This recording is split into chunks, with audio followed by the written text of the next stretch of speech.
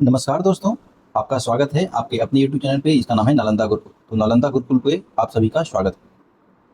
तो दोस्तों हम लोग यहाँ पे पढ़ रहे थे इलेक्ट्रीशियन ट्रेड। जैसा कि हम लोग जानते हैं कि यहाँ पे हम लोग इलेक्ट्रीशियन ट्रेड के लिए पढ़ रहे थे। और ये इलेक्ट्रीशियन ट्रेड किसके लिए यूज़फुल होने वाला है? तो रेलवे एलपी के लिए, बीएसपीएससीएल के लिए, एसएससी जेईई, एनआरबी जेईई के लिए यूज़फुल होने वाला है दोस्तों। ठीक है, तो अभी तक हमने पढ़ चुका था दोस्तों ट्रांसफार्मर। हम लोग अभी तक ट्रांसफार्मर जो है बिल्कुल पढ़ चुके थे। तो ट्रांसफार्मर वाला चैप्टर जो है कंप्लीट कर लिया गया है।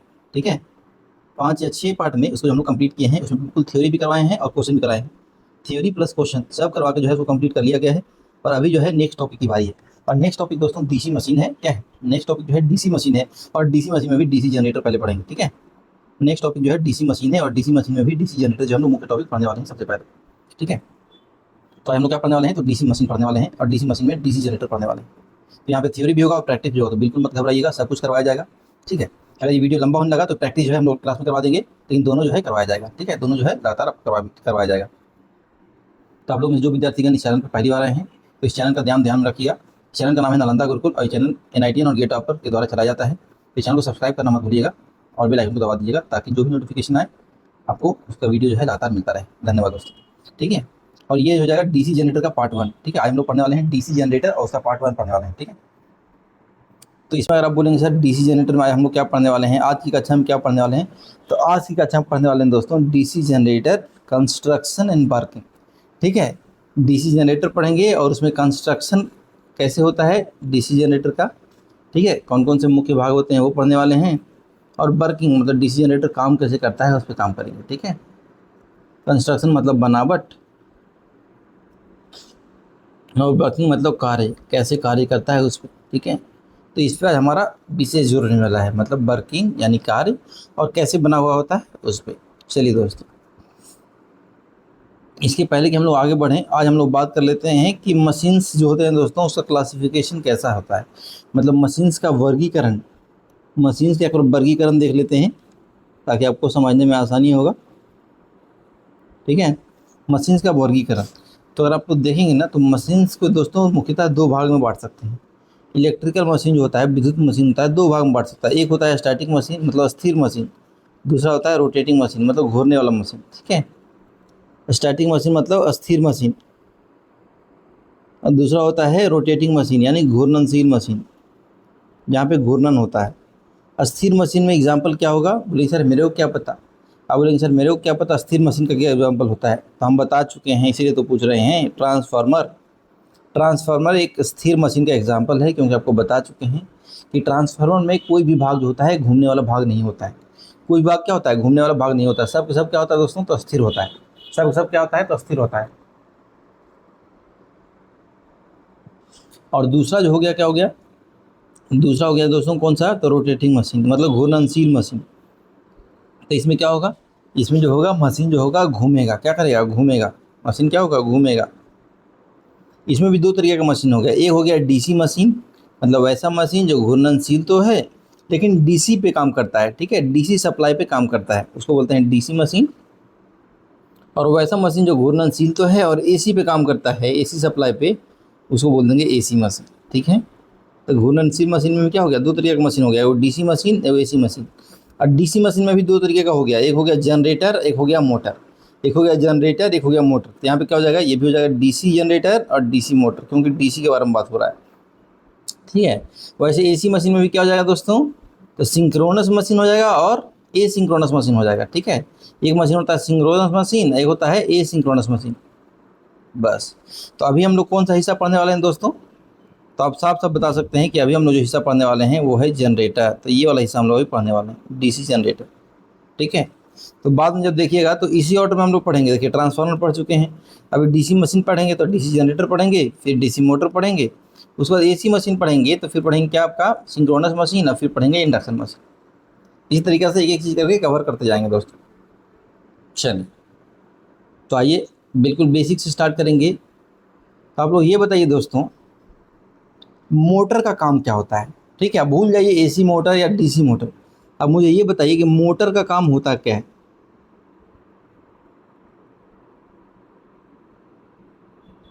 आप लोग जो भी जानकारी है उसी के तौर पे बताइए कि मोटर का काम होता क्या है। बस, बहुत ज़्यादा हम एक्सपर्ट एडवाइस आपसे हम नहीं एक्सपेक्ट कर रहे हैं कि आप लोग एक्सपर्ट ओपिनियन दीजिएगा, लेकिन आप लोग खाली ये बताइए कि मोटर का काम क्या है।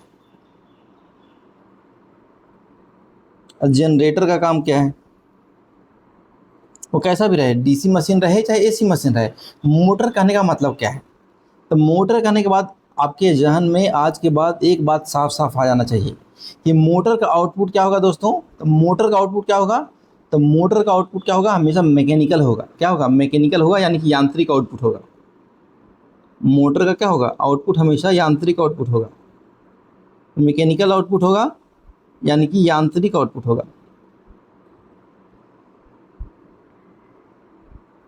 ठीक है, वही मोटर का इनपुट क्या होगा, तो मोटर का इनपुट हमेशा इलेक्ट्रिकल इनपुट होगा। मतलब क्या होगा, इलेक्ट्रिकल इनपुट होगा, इलेक्ट्रिकल यानी विद्युत इनपुट होगा।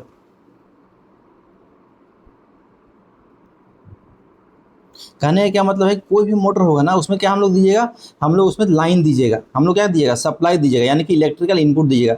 और मोटर हमको क्या करके दिखाएगा, तो मोटर हमको घूम करके दिखाएगा। क्या करके दिखाएगा, घूम करके दिखाएगा।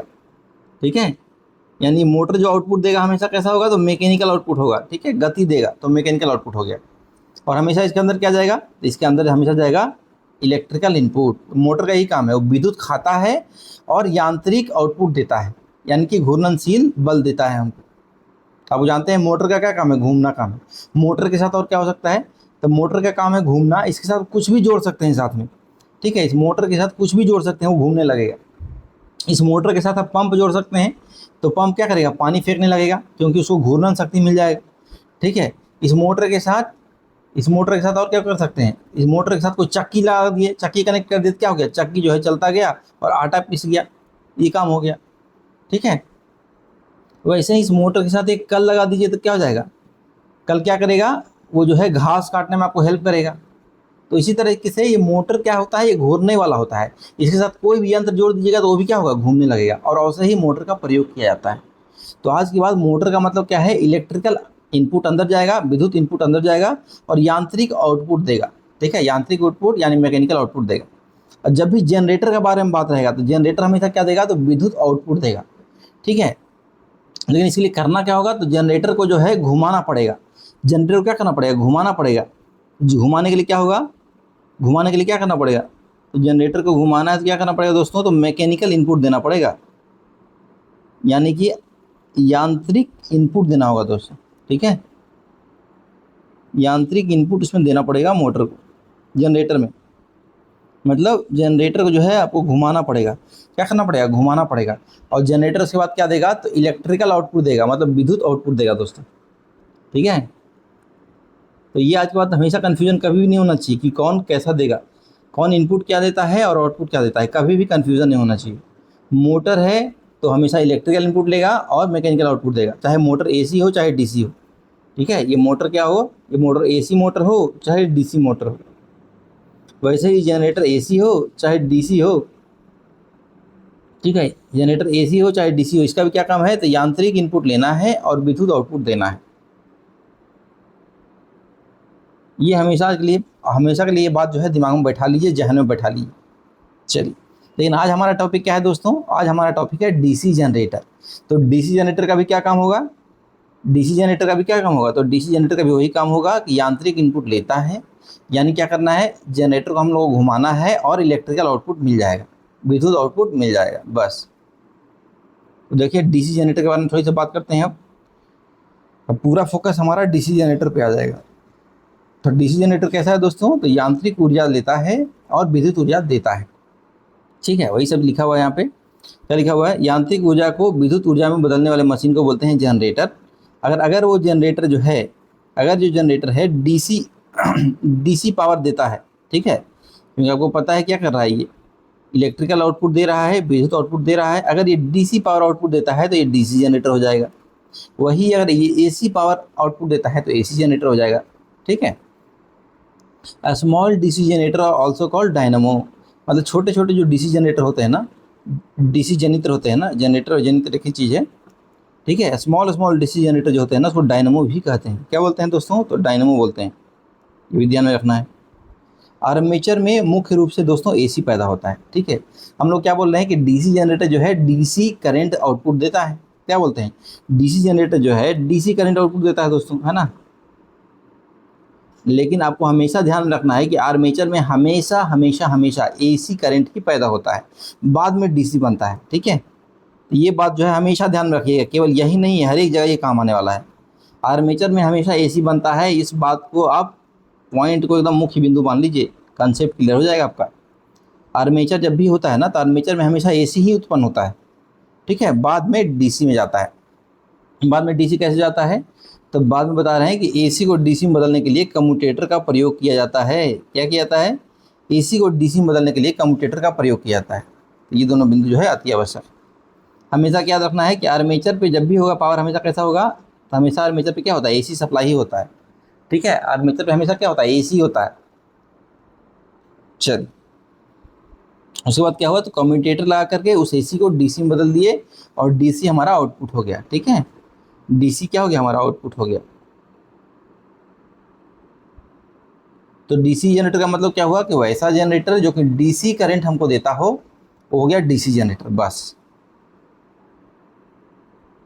अब डीसी जनरेटर का दोस्तों मुख्य उपयोग क्या हो गया, सबसे पहले आप ये बताइए कि डीसी जनरेटर दोस्तों क्या चीज़ में नापा जाता है, इसका रेटिंग जो होता है क्या चीज़ में होता है। तो दोस्तों ये क्या है, जनरेटर है। ये क्या है, डीसी जनरेटर, एक जनरेटर है ना। डीसी जनरेटर क्या है दोस्तों, एक जनरेटर है। तो जनरेटर का रेटिंग हमेशा क्या चीज़ में होता है दोस्तों, तो किलोवाट में होगा। क्या चीज़ में होगा, किलोवाट हो गया। ठीक है, किलोवाट, मेगावाट, गीगावाट, इस टाइप का होगा। ठीक है, लेकिन डीसी जनरेटर छोटा छोटा ही बनाया जाता है ज़्यादातर केसेस में, इसलिए किलोवाट इसका रेटिंग हो जाएगा।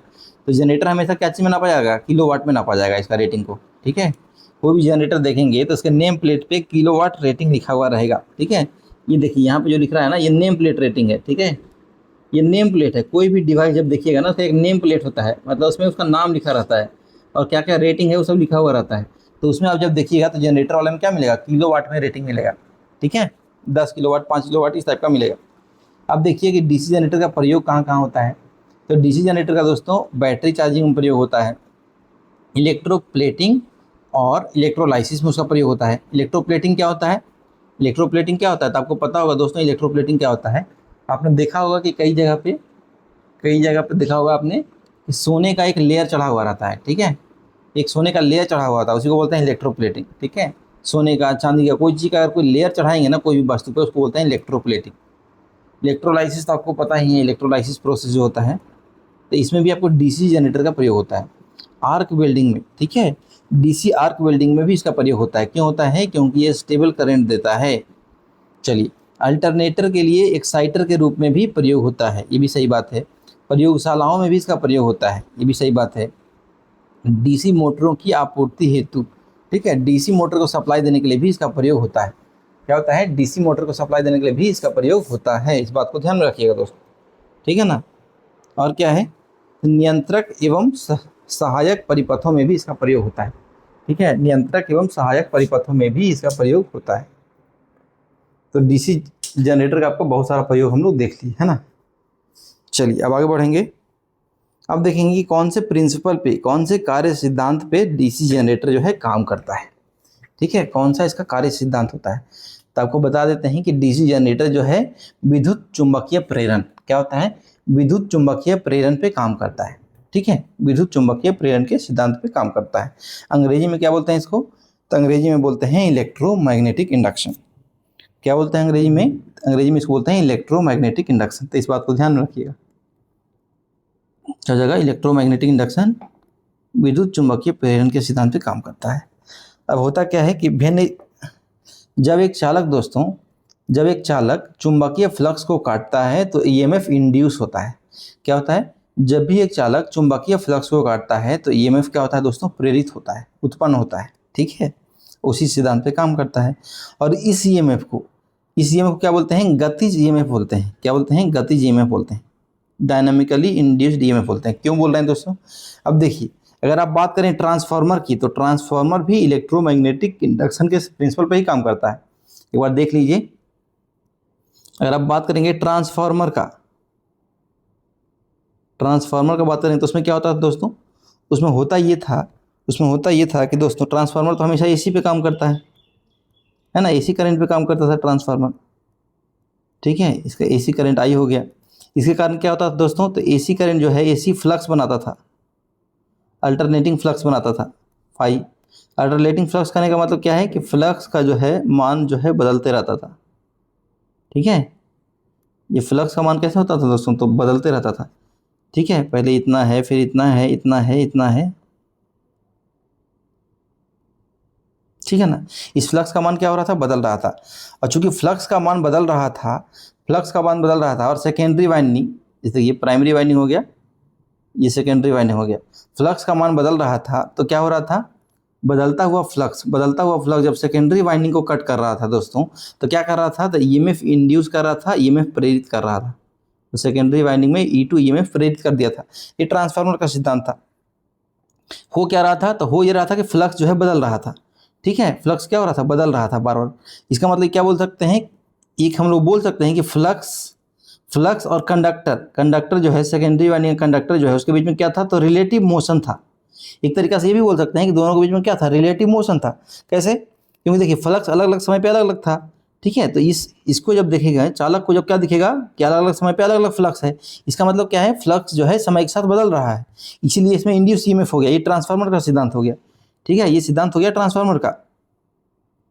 और इसी प्रकार कुछ इसी प्रकार इसमें भी होगा। देखिए कैसे होगा, इस प्रकार देखिए, इसी प्रकार इसमें भी होगा। देखिए किस प्रकार से होगा, वही अगर बात करेंगे आज, वही आज बात करेंगे डीसी जनरेटर में कैसे होता है। तो दोस्तों यहाँ पे साफ साफ देखिए, यहाँ पे क्या होता है, यहाँ पे क्या होता है, देखिए यहाँ पे क्या होगा, यहाँ पे फ्लक्स जो है, यहाँ पे भी फ्लक्स है। ठीक है, यहाँ पे भी क्या है, फ्लक्स है। ये फ्लक्स क्या होता है, यहाँ पे जो फ्लक्स होता है दोस्तों कैसा होता है, तो यहाँ पे फ्लक्स जो होता है दोस्तों कैसा होता है, तो डीसी फ्लक्स होता है। ठीक है, यहाँ पे जो फ्लक्स होता है कैसा होता है, डीसी होता है ना। कैसा होता है फ्लक्स, तो डीसी फ्लक्स होता है। ये बात समझ में आ रहा है। ठीक है, ये बात जो है आपको समझ में आ रहा था, डीसी फ्लक्स होता है। अब फ्लक्स तो स्थिर हो गया, डीसी फ्लक्स मतलब क्या हो गया, फ्लक्स स्थिर हो गया। फ्लक्स कैसा हो गया, तो इस तरीके से स्थिर हो गया फ्लक्स, मतलब उसका मान जो है बदल नहीं रहा है समय समय पे। ठीक है, सब जगह उसका मान क्या है, बराबर है। लेकिन यहाँ पे ये देखिए दोस्तों यहाँ पे क्या देखिए, यहाँ पे जो रोटर है, जो रोटर होने वाला है, आगे पढ़ाएंगे, तो रोटर है जो घूमने वाला भाग है, वो क्या हो रहा है, तो घूम रहा है, वो घूम रहा है। तो क्या हो रहा है, तो रोटर पे जो कंडक्टर है दोस्तों, जो चालक है, उसके हिसाब से क्या हो रहा है, उसको भी क्या हो रहा है, उसके बीच में और ये फ्लक्स के बीच में क्या हो रहा है, रिलेटिव मोशन हो रहा है दोस्तों। क्या हो रहा है, सापेक्ष गति हो रहा है, और उसी कारण क्या होता है, तो ईएमएफ इंड्यूस हो जाता है। ठीक है, यहाँ पे ईएमएफ इसीलिए इंड्यूस हो रहा है क्योंकि रोटर जो है गति कर रहा है, और इसीलिए इस ईएमएफ को क्या बोलते हैं, तो डायनेमिकली इंड्यूस्ड ईएमएफ बोलते हैं, या फिर गतिज ईएमएफ बोल रहे हैं। ठीक है ना, क्या बोलते हैं, गतिज ईएमएफ। तब वो क्या समझ में आ गया कि डीसी मशीन में क्या होता है, डीसी मशीन में होता है डीसी फ्लक्स। और चूंकि रोटर घूम रहा है, तो रोटर पे जो रखा हुआ कंडक्टर है वो भी क्या हो रहा है, घूम रहा है, वो भी चालक क्या हो रहा है, घूम रहा है। वो क्या कर रहा है, तो डीसी फ्लक्स जो है उसको काट रहा है, क्योंकि वो घूम रहा है, तो डीसी फ्लक्स क्या कर रहा है, उसको काट रहा है। फ्लक्स क्या कर रहा है, तो कंडक्टर को काट रहा है, चालक को क्या कर रहा है, काट रहा है। जो रोटर पे कंडक्टर रखा हुआ है, कहाँ पे, जो रोटर पे कंडक्टर रखा हुआ है, उसको क्या कर रहा है, काट रहा है, बार बार क्या कर रहा है, उसको काट रहा है। रिलेटिव मोशन हो रहा है इसका मतलब। ठीक है ना, उसके बीच में क्या हो रहा है, तो रिलेटिव मोशन हो रहा है। और उसी रिलेटिव मोशन के कारण क्या हो गया दोस्तों, तो इंड्यूस ईएमएफ हो गया है, मतलब ईएमएफ प्रेरित हो गया। कहाँ पे, तो रोटर के कंडक्टर पे। ठीक है, ईएमएफ प्रेरित हो गया, मतलब ईएमएफ उत्पन्न हो गया। कहाँ पे, तो रोटर कंडक्टर में ईएमएफ प्रेरित हो गया। ठीक है, और यही सिद्धांत है दोस्तों, यही सिद्धांत है। ठीक है, चलिए उम्मीद करता हूँ समझ में आया होगा। ट्रांसफार्मर और डीसी मशीन में क्या है, कुछ हद तक सेम बोल सकते हैं, क्यों, क्योंकि यहाँ पे जो हो रहा था, ट्रांसफार्मर में फ्लक्स बदल रहा था और चालक क्या था, कांस्टेंट था। तो चालक को लग रहा था कि there is some relative motion, मतलब फ्लक्स और चालक के बीच में कुछ सापेक्ष गति जैसा प्रतीत हो रहा था। लेकिन यहाँ पे एग्जैक्ट जो है गति नहीं था, फ्लक्स जो है समय समय पर बदल रहा था, इसलिए इसको ऐसा महसूस हो रहा था। लेकिन यहाँ पे क्या है, डीसी मशीन में, यहाँ पे देखिए कि डायरेक्ट आप देखेंगे कि फ्लक्स जो है डीसी फ्लक्स है, तो फ्लक्स कैसा है, स्थिर है, बदलने वाला फ्लक्स नहीं है। लेकिन क्या हो रहा है, फ्लक्स जो है रोटर के कंडक्टर को काट रहा है बार बार। क्यों, क्योंकि रोटर का कंडक्टर तो घूम रहा है और फ्लक्स क्या है, स्थिर है, इसलिए क्या हो रहा है, आपस में काट रहा है। तो दोनों के बीच में क्या हो जा रहा है, रिलेटिव मोशन हो रहा है, और इस रिलेटिव मोशन के कारण ईएमएफ इंड्यूस हो रहा है, ईएमएफ प्रेरित हो रहा है। और इसीलिए ये वाला जो ईएमएफ है, इसको बोलते हैं डायनेमिकली इंड्यूस्ड ईएमएफ, या फिर गतिज ईएमएफ, क्योंकि ये रोटर के गति के कारण हो रहा है। ठीक है, ये रोटर के गति के कारण हो रहा है, इसीलिए ऐसा बोलते हैं। ठीक है, उम्मीद करता हूँ समझ में आया हो। चलिए अगला देखिए, अब हम लोग बात कर लेंगे फ्लेमिंग के राइट हैंड रूल के बारे में। ठीक है, तो फ्लेमिंग का जो दायां हाथ का रूल होता है ना, वो किसके लिए काम करता है? तो जनरेटर में आपको काम करता है। ठीक है, फ्लेमिंग का दायां हाथ का जो रूल है ना, वो जनरेटर में आपको काम करता है। कैसे? अब अपना अपना दायां हाथ निकालिए, सभी बच्चे लोग अपना अपना दायां हाथ निकालिए और बिल्कुल इस प्रकार से कर लीजिए, जो ये फोटो में दिखाया हुआ ना, बिल्कुल इस प्रकार से आप कर लीजिए। कैसे कीजिएगा? तो तीनों उंगलियां, दायां हाथ, पहला उंगली और दूसरा उंगली, ठीक है, दायां हाथ, तर्जनी उंगली और मध्यमा उंगली, ठीक है, तीनों उंगलियों को इस प्रकार से फैला लीजिए ताकि आपस में तीनों 90 डिग्री के कोण पे हों। उम्मीद करता हूँ सब लोग फैला लिया है। इस प्रकार से फैला लीजिए कि आपस में तीनों 90 डिग्री के कोण पे हो। ठीक है, और तीनों एकदम स्ट्रेट होना चाहिए, सीधा। तो आप क्या पाएंगे कि अगर अंगूठा आपके बल की दिशा दिखा रहा है, अगर अंगूठा आपके बल की दिशा दिखा रहा है और तर्जनी उंगली जो है आपको चुंबकीय क्षेत्र की दिशा दिखा रहा है, तो आपका मध्यमा उंगली जो है और सबसे बड़ा वाला जो उंगली है वो क्या दिखाएगा? तो प्रेरित धारा का दिशा दिखाएगा। क्या दिखाएगा? वो प्रेरित धारा का दिशा दिखाएगा। तो फिर से फैला लीजिए तीनों उंगलियां साथ में। क्या बोलिएगा? जब अंगूठा आपको बल की गति यानी गति का दिशा दिखा रहा है, पहला उंगली जो है आपका चुंबकीय क्षेत्र का दिशा दिखा रहा है, तो तीसरी उंगली यानी कि माध्यमा आपका दिखाएगी प्रेरित धारा का दिशा बताएगी। बस, तो यही समझना है। तो जो फ्लेमिंग राइट हैंड रूल है क्या चीज़ के लिए काम आता है? तो जनरेटर के लिए काम आता है हमेशा, ध्यान रखिएगा। ये फ्लेमिंग का राइट हैंड रूल किसके लिए काम आता है? तो जनरेटर के लिए काम आता है। ठीक है, तो ये वाला जो है बहुत बढ़िया से याद रखिएगा, क्योंकि ये वाला क्वेश्चन जो है भर भर के पूछेंगे। ठीक है ना? तो ये फ्लेमिंग का जो राइट हैंड का रूल है और फ्लेमिंग का जो लेफ्ट हैंड का रूल है, तो लेफ्ट हैंड तो हम लोग पढ़ेंगे आपको मोटर में, तो ये वाला रूल जो है वो लोग भर भर के पूछते हैं एग्जाम में, इसीलिए यहाँ पे 3 स्टार लगा देते हैं। ये वाला स्लाइड आपको याद करके ही जाना है, चाहिए तो स्क्रीनशॉट ले लीजिए, क्योंकि ये क्वेश्चन पूछेंगे ही पूछेंगे। आपको क्या ध्यान रखना है कि राइट हैंड रूल है या फिर लेफ्ट हैंड रूल है, यही ध्यान आपको रखना है। कहीं गलती ना हो जाए कि लेफ्ट हैंड रूल वाला आप राइट हैंड में ना लगा दें। तो ध्यान रखना है क्या कि राइट हैंड रूल है, जनरेटर में राइट हैंड रूल लगता है। चलिए, तो आपको समझ में आ गया। अंगूठा अगर दिखा रहा है चालक की गति, ठीक है, तर्जनी उंगली दिखा रहा है चुंबकीय क्षेत्र, तो आपको क्या दिखाएगा? मध्यमा प्रेरित धारा का दिशा दिखाएगा, प्रेरित धारा का दिशा दिखाएगा। तो ये ध्यान रखना है। चलिए, अब देखिए बात कर लेते हैं कि प्रिंसिपल ऑफ डीसी जनरेटर मतलब कार्य सिद्धांत कैसा होता है। मतलब अभी तो हम रूल के बारे में बात कर लिए कि इलेक्ट्रोमैग्नेटिक इंडक्शन के कारण जो है इसमें ईएमएफ इंड्यूस होता है। आइए उसको एकदम बढ़िया से समझते हैं। दोस्तों आपको क्या बताए थे? एक बार हम रिवाइज करवाना चाहेंगे। क्या बताए थे? रिवाइज करवाना चाहेंगे। तो डीसी जनरेटर है दोस्तों, ये क्या पढ़ने वाले हम लोग? DC generator. और डीसी जनरेटर का कार्य क्या होगा? इसका कौन इनपुट होगा, कौन आउटपुट होगा, बताइए। तो डीसी जनरेटर दोस्तों और कोई भी जनरेटर होगा तो हमेशा ध्यान रखिएगा कि यांत्रिक इनपुट लेगा, मतलब उसको घुमाना पड़ेगा। उसको क्या करना पड़ेगा? घुमाना पड़ेगा। यांत्रिक इनपुट लेगा या मैकेनिकल इनपुट लेगा, उसको घुमाना होगा। ठीक है, तो देखिए इस मोटर को घुमाया गया है। सर डी जनरेटर को क्या किया गया है? घुमाया गया है, क्योंकि हम लोग जनरेटर की बात कर रहे हैं। तो इसको क्या किया गया है? घुमाया गया है। आपको साफ साफ दिख लीजिए, क्योंकि इनपुट आपको देना ही पड़ेगा, घुमाना तो पड़ेगा ही आपको। जब भी आपका बात होगा जनरेटर का, उसको घुमाना पड़ेगा। तो इस दिशा मान लीजिए घुमा दिए। आउटपुट क्या मिलेगा दोस्तों? आउटपुट क्या मिलेगा? तो आपको आउटपुट मिलेगा इलेक्ट्रिकल आउटपुट यानी विद्युत आउटपुट मिलेगा। ये आपको पता है, वही अभी आउटपुट आपको दिखाएंगे किस प्रकार से मिलेगा। ठीक है, यानी कि विद्युत आउटपुट आपको मिलने वाला है। तो आपको इनपुट तो दे दिए हैं, घुमा तो दिए हैं, तो घुमा गया। ठीक है, अब देखिए एक बार देख लीजिए यहाँ पे जो बना हुआ है क्या क्या चीज़ यहाँ पे है। देखिए दोस्तों ये आपका पोल है, ये क्या है? आपका पोल है। अब पोल के कारण क्या आता है? तो चुंबकीय क्षेत्र आता है। चुंबकीय क्षेत्र हमेशा देखिएगा तो नॉर्थ से साउथ की दिशा में आता है दोस्तों।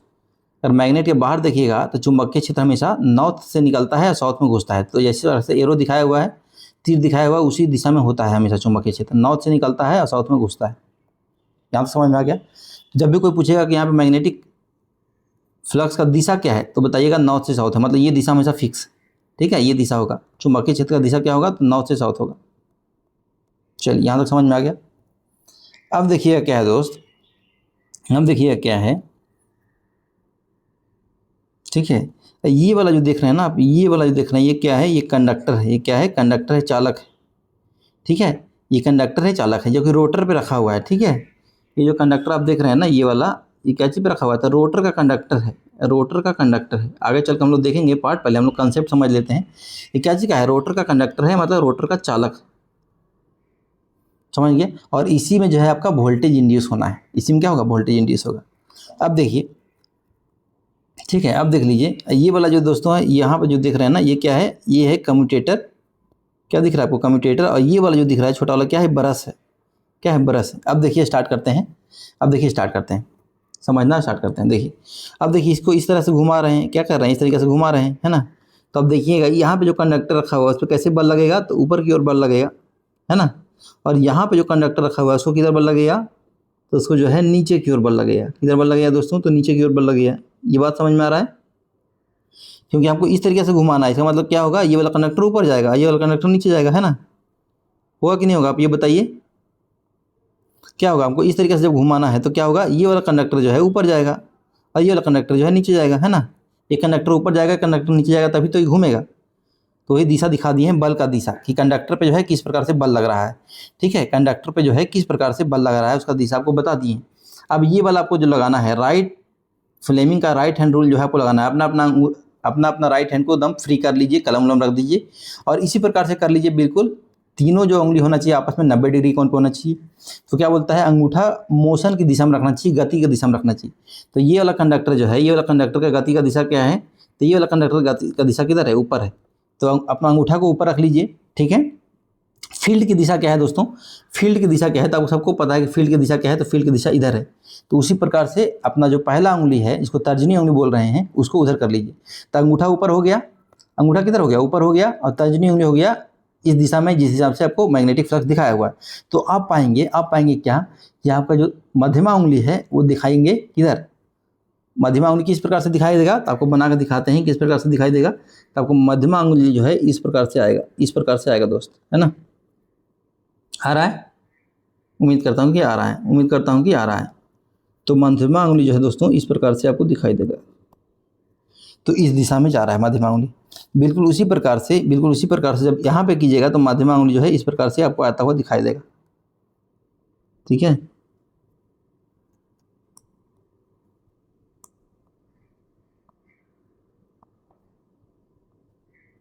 तो मध्यमा उंगली जो है इस प्रकार से दिखाई देगा और यहाँ पे जो है इस प्रकार से दिखाई देगा, ठीक है। तो जो एरो बनाए हैं दोस्तों, वो क्या हो जाएगा, आपका ईएमएफ आपका करंट जो इंड्यूस होगा उसका दिशा होगा। तो करंट जो है इधर जाता है, करंट जो है कैसे जाता है, तो ऊपर की ओर जाता है और फिर जो है इधर ऐसे जाता है और फिर इधर ऐसे जाता है और इधर फिर नीचे की ओर जाता है। तो करंट जो है कुछ इस प्रकार से आता है। तो यहाँ पर से करंट ऐसे जाएगा और यहाँ पर से करंट ऐसे लौटेगा, ठीक है।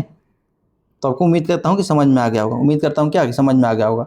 आप वोल्टेज जब देखेंगे, यहाँ पे जब वोल्टेज देखेंगे तो वोल्टेज आपको इस प्रकार से मिलेगा, इस प्रकार से मिलेगा, ठीक है। तो आपको कुछ देर पहले क्या बता रहे थे, कुछ देर पहले बता रहे थे कि आर्मेचर में हमेशा जो है एसी बनता है, आर्मेचर में हमेशा एसी बनता है। आर्मेचर कौन है, तो ये जो देख रहे हैं ना, ये रोटर कंडक्टर है, यही आर्मेचर भी कहलाता है। तो ये जो बोल रहे हैं ना, ये वाला, ये सब क्या है, रोटर कंडक्टर है, इसी को आर्मेचर बोलते हैं, इसी को क्या बोलते हैं, आर्मेचर बोलते हैं। इसमें जो हमेशा करंट आएगा, हमेशा एसी करंट आएगा। इसमें जो करंट आएगा क्या होगा, हमेशा एसी करंट आएगा। लेकिन ये कम्यूटेटर है, ये क्या है, कम्यूटेटर है, ये ब्रश है। इसके बाहर जो निकलेगा ना वो क्या होगा, डीसी होगा। उसके बाहर क्या निकलेगा, डीसी हो जाएगा।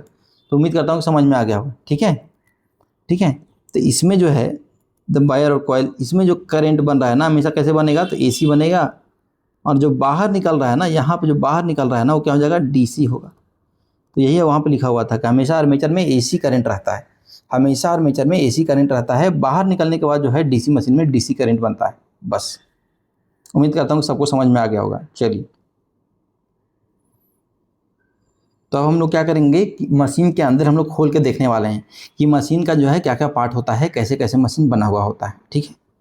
तो देखिए ये क्या है दोस्तों, ये क्या है दोस्तों, एक तो ये एक मशीन है, डीसी मशीन है। अब देखिए इसको हम लोग खोल के रख दिए हैं, क्या क्या है देखिए। इसको बोलते हैं इंड प्लेट, मतलब लास्ट वाला प्लेट है। इसके अंदर होता है फैन होता है, यानी पंखा होता है, अंदर ठंडा करने के लिए पंखा रखा हुआ। ये वाला भाग को बोलते हैं दोस्तों आर्मेचर। क्या बोलते हैं, ये वाला दोस्तों बोलते हैं आर्मेचर। और ये रोटर का भाग होता है दोस्तों, ये घूमने वाला भाग होता है, ठीक है। रोटर मतलब घूमने वाला भाग। तो ये आर्मेचर है और ये क्या होता है, रोटर का भाग होता है। बाद में आराम से इसको देखेंगे अच्छे से। फिर ये होता है दोस्तों कम्यूटेटर, ये होता है कम्यूटेटर, ठीक है। ये वाला जो है कम्यूटेटर है। चलिए, ये क्या होता है, शाफ्ट। इसी पे सब कुछ है, इसी पे देखिए यहाँ से लेकर के पूरा शाफ्ट जो है ऐसे ही है दोस्तों, ठीक है। इसी पे सब कुछ घूम रहा है, ठीक है। फिर यहाँ पे आपको ये बियरिंग हो गया, बेरिंग आपको रहता है फ्रिक्शन को कम करने के लिए। इसके अंदर आप देखेंगे तो फील्ड वाइंडिंग होता है दोस्तों, फील्ड वाइंडिंग होता है, स्टेटर होता है, फिर ब्रश होता है आपका, ठीक है। ये हो गया बाहरी केज हो गया, बाहरी आपका कवर हो गया, क्या हो गया, बाहरी कवर हो गया। तो इस तरीक़े से यहाँ पे डिफरेंट पार्ट होता है। चलिए अब हम लोग सबको क्या किए हैं, अब डीसी मोटर को हम लोग, डीसी जनरेटर को हम लोग बीच से काट दिए हैं, ठीक है। बीच से काट के हम लोग देख रहे हैं कि अंदर कौन कौन सा भाग होता है, ठीक है। बीच से काट के हम लोग देख रहे हैं कि अंदर कौन कौन सा भाग होता है और कैसा दिखता है। चलिए तो देखिए यहाँ पे एक एक भाग को हम लोग देखेंगे और समझने का प्रयास करेंगे। सबसे ऊपर वाला भाग होता है, इसको योक बोलते हैं दोस्तों, क्या बोलते हैं, योक, ठीक है। बाई योक के ही योक बोलते हैं, ठीक है। उसके बाद क्या देख रहे हैं, ये टर्मिनल बॉक्स होता है, यहाँ पर से ही तार अंदर जाता है, ठीक है। यहीं से तार जो है आपका अंदर जाता है, यहीं से तार बाहर निकलता है। चलिए ठीक है। अब देखिए दोस्तों, ये जो आप देख रहे हैं, ये जो आप देख रहे हैं ना, ये जो बोलते हैं, ये इसको बोलते हैं पोल। इसको क्या बोलते हैं दोस्तों, पोल बोलते हैं। जैसे देख रहे हैं ना, ये पूरा पूरा क्या है, एक पोल है। वैसे वैसे 4 पोल आपको यहाँ पे दिखाई दे रहा है। कितना पोल दिखाई दे रहा है, 4 पोल, ठीक है। और ये पोल पे वाइंडिंग है, उसको बोलते हैं फील्ड वाइंडिंग। फील्ड वाइंडिंग पोल का है, ये वाला क्या है, पोल है, और इस पर जो बाइंडिंग है फील्ड वाइंडिंग है, ठीक है। तो ये फील्ड वाइंडिंग को बोलते हैं, ठीक है दोस्तों। चलिए, और ये जो हिस्सा है खाली इतना सा, इसको बोलते हैं पोल शू, ठीक है। पोल शू इसका नाम होता है। ये जो छोटा सा हिस्सा है, इसको क्या नाम होता है, तो पोल शू नाम होता है दोस्तों। इतना सा हिस्सा, ठीक है ना, इतना सा हिस्सा होता है, ये पोल का शू होता है, पोल का जूता टाइप का होता है, ठीक है। ये भी समझ में आ गया आपको। और क्या है, ये हो गया दोस्तों बेस, इस पर जो है पूरा का पूरा मशीन रखा हुआ है। ये जो बीच वाला होता है दोस्तों, ये होता है घूमने वाला भाग, इसको रोटर बोलते हैं। जो बीच वाला भाग है इसको क्या बोलते हैं, घूमने वाला भाग है, इसको रोटर बोलते हैं, ठीक है। या फिर इसको आर्मेचर भी बोलते हैं। एक तो रोटर हो गया क्योंकि घूमता है, और इसको आर्मेचर बोलते हैं, ठीक है। इसको बोलते हैं आर्मेचर। इसमें जो कंडक्टर है, जो चालक रखा हुआ है, जो बीच में से रखा हुआ है ना, दो को, ये देखिए, ये जो है ना, ये चालक होता है, ठीक है। ये रॉड है, बड़ा बड़ा क्या है, रॉड अंदर घुसाया हुआ है, इसको बोलते हैं आर्मेचर कंडक्टर, ठीक है। क्या बोलते हैं, आर्मेचर कंडक्टर बोलते हैं दोस्तों। और ये वाला जो बीच में केंद्र है ना, इसको क्या बोलते हैं, शाफ्ट। और इसी के भरोसे जो है पूरा का पूरा मशीन जो है घूम रहा है, एकदम लंबा सा रहता है, डंडा टाइप का लोहा का, और उसी के भरोसे पूरा मशीन जो है घूम रहा है, ठीक है। और ये जो आपको दिख रहा है ना, ये जो दिख रहा है ना, इसे, ये जो है आपका, ये जो आपको दिख रहा है ना, ये जो है यहाँ पे जैसे जैसे करके है ना, इसको बोलते हैं दोस्तों कम्यूटेटर। और ये काला काला आपको दिख रहा है ना, इसको बोलते हैं ब्रश, ठीक है। क्या बोलते हैं, ब्रश, क्या बोलते हैं, ब्रश। चलिए, उम्मीद करता हूँ कि सबको समझ में आ गया होगा। एक बार फिर से देख लीजिए, मैं फटाफट बोलता हूँ। ये देखिए योक हो गया दोस्तों, ये बाहरी कवर है, बाहरी इसका सुरक्षा करता है। ये पोल हो गया, ये पोल हो गया, इस पे जो बाइंडिंग लपेटी हुई है इसको फील्ड वाइंडिंग बोलते हैं, ठीक है, ठीक है, फील्ड वाइंडिंग बोलते हैं। और क्या है, ये आर्मेचर हो गया दोस्तों। ये जो पूरा घूमने वाला भाग है इसको क्या बोलते हैं, आर्मेचर बोलते हैं। इसके अंदर जो रखा हुआ कंडक्टर है इसको आर्मेचर कंडक्टर बोलते हैं, ठीक है। यहाँ तक समझ में आ गया। ये हो गया बेस, जिस पर पूरा मशीन रखा हुआ है। ये काला काला जो है इसको ब्रश बोलते हैं। और ये जो आपका सर्कल सा है और उसमें जो ऐसे ऐसे बना हुआ है, ठीक है ना, बहुत सारे ऐसे भाग बना हुआ, उसको बोलते हैं कम्यूटेटर। ये हो गया पोल शू, कौन सा भाग, तो ये वाला भाग जो है खाली, इसको दोस्तों इसको बोलते हैं पोल शू। इतना छोटा सा भाग जो है ना, इसको बोलते हैं पोल शू, पोल का जो है जूता है, इसको बोलते हैं शाफ्ट। इसी पे पूरा मशीन जो है घूम रहा है, इसको बोलते हैं टर्मिनल बॉक्स। यहीं पर से जो है तार निकलता है मशीन का, ठीक है। चलिए, तो आप लोग देख लिए कि कंपोनेंट ऑफ डीसी जनरेटर क्या क्या होता है। एक और फोटो के माध्यम से समझिए क्या होता है। पीछे हो गया ठंडा करने वाला फैन, फिर कम्यूटेटर, ये वाला जो आपको बताया था लेयर लेयर में रहता है। ये हो गया ब्रश का असेंबली, ब्रश वगैरह हो गया यहाँ पे, परमानेंट मैग्नेट हो गया यहाँ पे, रोटर हो गया, रोटर जो आपको बताए थे कि घूमने वाला, इसको आर्मेचर भी बोलते हैं। यह आर्मेचर की वाइंडिंग हो गई, ठीक है। चलिए, अब टेंशन नहीं लेना है कि सर इतना जल्दी बता दिया, अब एक एक करके विस्तार में देखने वाले हैं, ठीक है। तो आपको सबसे पहला भाग जो देखना है उसका नाम है स्टेटर। स्टेटर मतलब क्या है, जो स्थिर रहने वाला है, जो चलने फिरने वाला नहीं है। क्या रहेगा, स्थिर रहेगा, रुका हुआ रहेगा, ठीक है। स्टैटिक पार्ट ऑफ मशीन, मतलब ये जो है मशीन के साथ घूमेगा नहीं, ये रुका हुआ रहेगा। तो स्टेटर का मतलब क्या हो गया, वैसा भाग जो कि रुका हुआ रहेगा, वो सारा भाग स्टेटर में आ जाएगा। वैसा भाग जो रुका हुआ रहेगा कैसे में आ जाएगा, स्टेटर में आ जाएगा। और वैसा भाग जो चलते रहता है, घूमते रहता है, उसको क्या बोलते हैं, रोटर के भाग में आ जाएगा, ठीक है। तो दो मुख्यतः भाग हो गया, एक हो गया स्टेटर जो कि रुका हुआ रहेगा, और दूसरा हो गया रोटर जो कि घूमता हुआ रहेगा, ठीक है। स्टेटर में बहुत सारा भाग हो जाएगा, रोटर में बहुत सारा भाग हो जाएगा, ठीक है। तो स्टेटर में आप देखिए क्या क्या है। देखिए दोस्तों, ये स्टेटर हो गया, ठीक है, ये स्टेटर हो गया। यहाँ पे स्टेटर में आपको क्या क्या दिख रहा है, तब क्या क्या दिख रहा है बताइए। तो दोस्तों देखिए, ये हो गया योक, आपको बताया था ना, योक होता है जो बाहरी त्वचा होता है उसको योक बोलते हैं, ठीक है। इस पूरा को बोलते हैं स्टेटर, पूरा को क्या बोलते हैं स्टेटर। और ये है दोस्तों, ये जो है स्टेटर का कंडक्टर है, ठीक है, ये स्टेटर का कंडक्टर है। स्टेटर वाइंडिंग इसको बोल दीजिए, स्टेटर की कुंडली है दोस्तों, ठीक है। इसका क्या काम होता है, यही फील्ड वाइंडिंग जिसको बोल रहे थे वही वाला वाइंडिंग है दोस्तों, ठीक है ना। यहाँ पे जो फील्ड वाइंडिंग बोल रहे थे ना वही स्टेटर वाइंडिंग के रूप में, क्योंकि वो भी चलता नहीं है, ठीक है। फील्ड वाइंडिंग या फिर स्टेटर वाइंडिंग बोलते हैं। इसका काम क्या है दोस्तों, तो इसका काम है पोल बनाना, ठीक है, या मैग्नेट बनाना, मैग्नेट बनाना इसका यही काम है, ठीक है। चलिए, और ये सब जो भाग है दोस्तों इसको बोलते हैं स्टेटर कोर, स्टेटर का कोर बोलते हैं, ठीक है। जिसपे स्टेटर वाइंडिंग जो है लिपटा हुआ है उसको बोलते हैं स्टेटर का कोर, ठीक है, स्टेटर का कोर।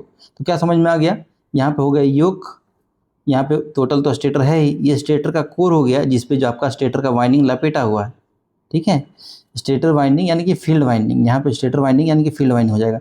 इसका काम क्या है, तो मैग्नेटिक फील्ड बनाना यानी कि मैग्नेट बनाना, बस इतना ही समझना है, ठीक है।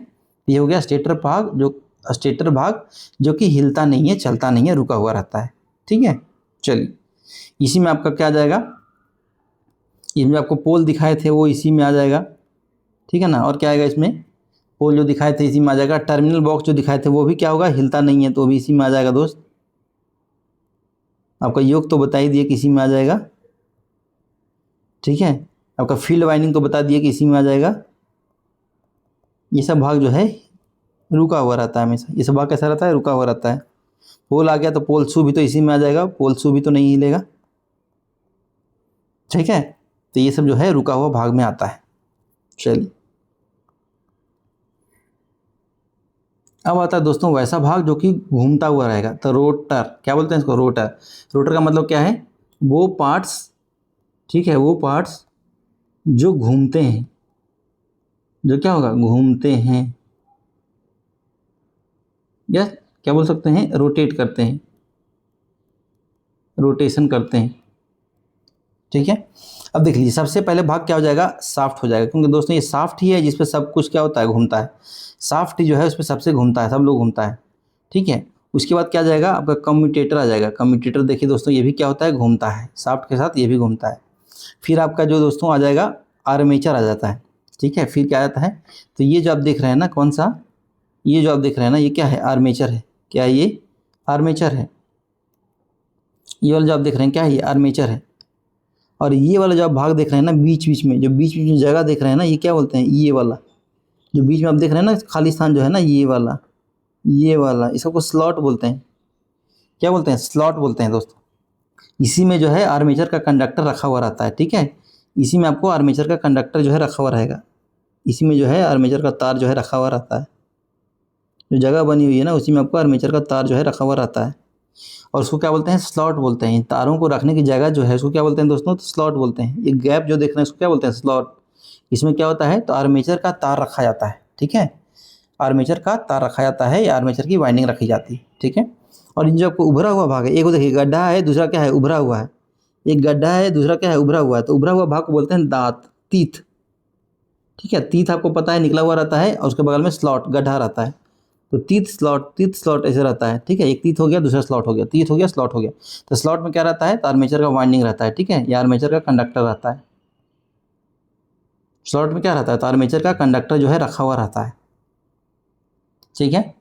तो ये सब जो भाग हो गए दोस्तों, ये सब जो भाग हो गए वो क्या हो गए, मुख्यतः हो गए रोटर, यानी कि घूमने वाले भाग। क्या हो गए, घूमने वाले भाग, ठीक है।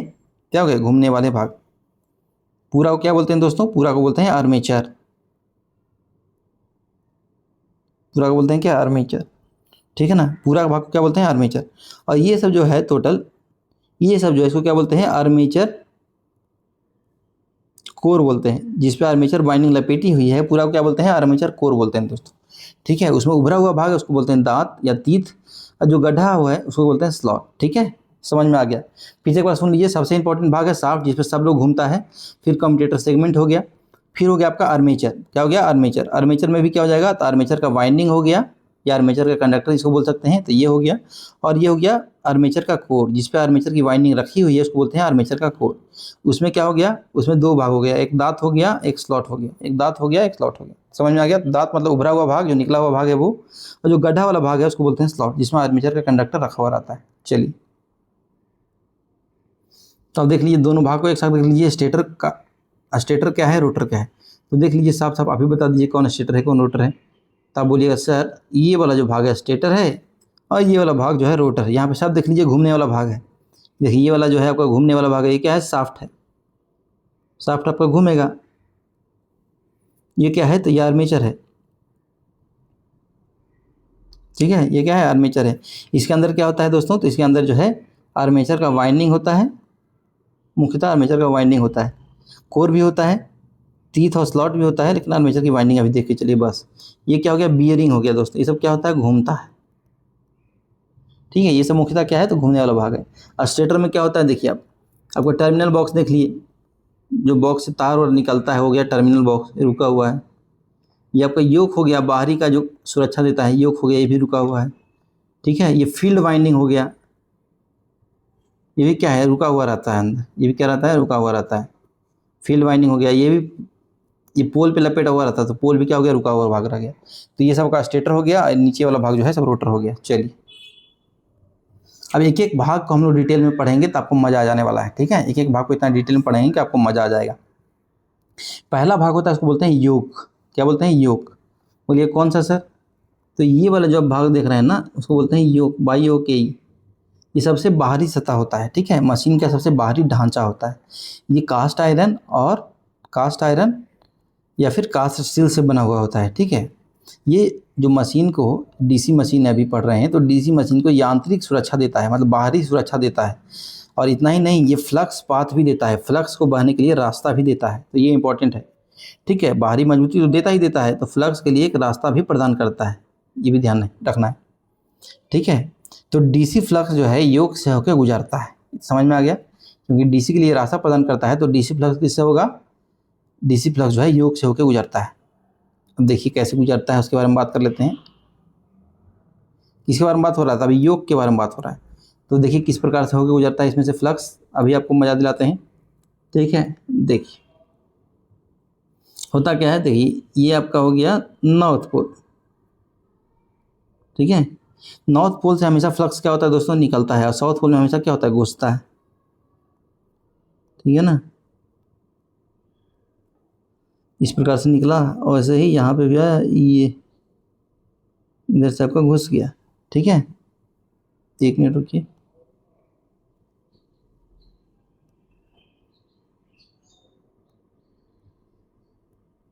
इस प्रकार से यहाँ चला गया, ठीक है।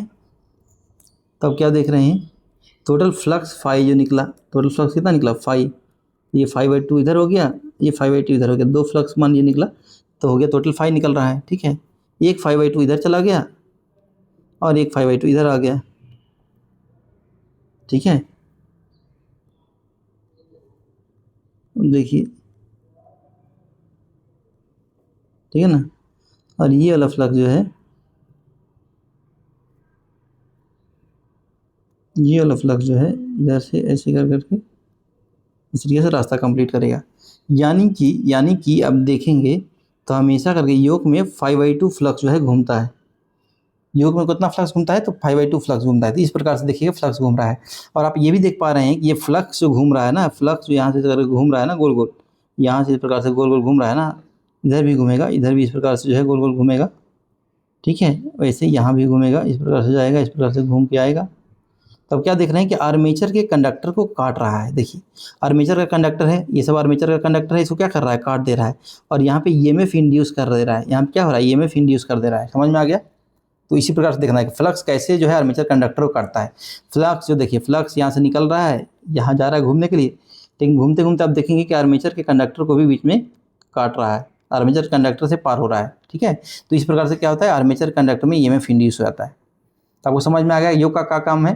तो योग का काम है कि बाहरी सुरक्षा देना, योग का काम है बाहरी सुरक्षा देना और फ्लक्स के लिए बहने का एक सुगम रास्ता देना। चलिए अगला आ गया पोल कोर। क्या आ गया, पोल कोर और पोल्स, ठीक है।